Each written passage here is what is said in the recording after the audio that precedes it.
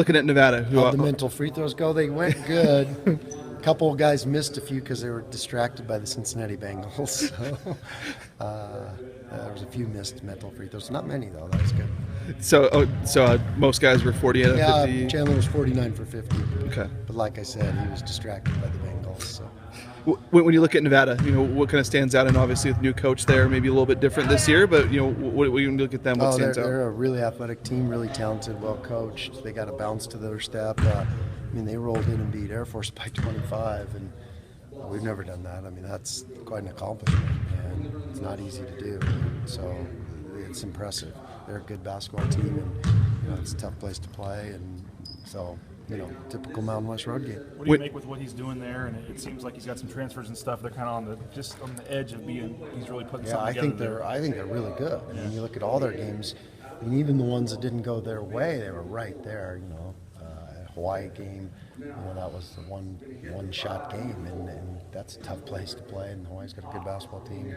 They're playing so competitive and such good basketball, and they got our attention, no question. And to them, and you look at Utah.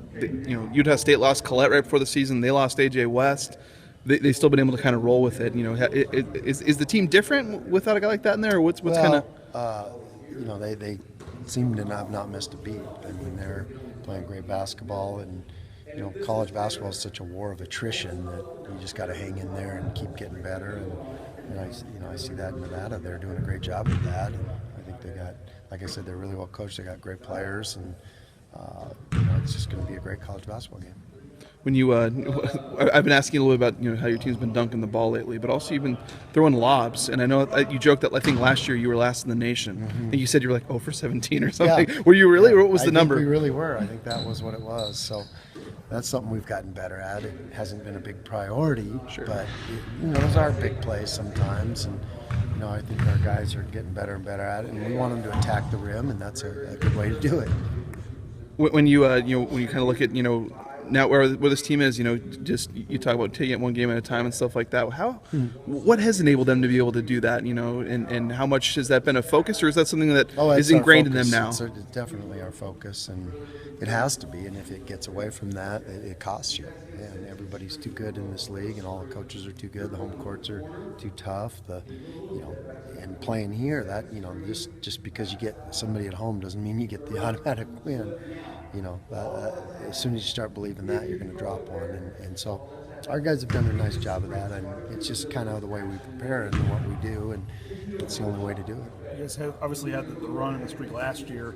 You started it like a month earlier this year. What do you attribute to being able to kind of put a streak like this together, and how much better of a team are you now since maybe you were the last time you lost in late November? It's hard to say. I feel like we've made improvements, and winning helps you with things like that. It puts a bounce in your step. Our practices have been really good, and they're getting after it in practice. In fact, I'm like, whoa, let's put the reins on that just a little bit, because we got guys playing good. Don't want any practice injuries, but we got to keep getting them better this time of year, and that's our focus. And our focus has been that for a while, and I think we're starting to settle into roles, and that really helps the team too when you start figuring out the roles. I remember a couple years ago when you were losing a lot of games, and it was tough for guys to come and practice and stuff, some of the heartbreaking losses and stuff. When you're winning, and is it more? It's an obvious question, but how much more fun is it? How much more is the energy and stuff when you're on a streak like this? Yeah, and that's the hard part, because as the head coach, you got to, it affects me too, and you got to keep the energy up when you go through. You have to recover from it, and it's not easy to recover from those heartbreaking losses we had a couple of years ago, just one after another, and you sometimes lose belief, you sometimes lose the identity of the team, and so winning does seem to help you, but as long as you don't get complacent, that's the big key. When after the game in Logan, Chandler talked about kind of there being this confidence that they can go into places like that and win. Mm-hmm. And they've kind of been able to exude that, I guess, especially last season. But how have you seen that with this team, especially being able to go into these environments and just kind of be able to take care of business, kind of like different than being here? It took a long time. This didn't happen overnight. Going through that first year in the mountain, I didn't know if we'd ever win a game. And the places you had to play were so hard, and the players were so good. The team, all the things I talk about, and we just kept grinding away, and we became competitive, then we became pretty good, and then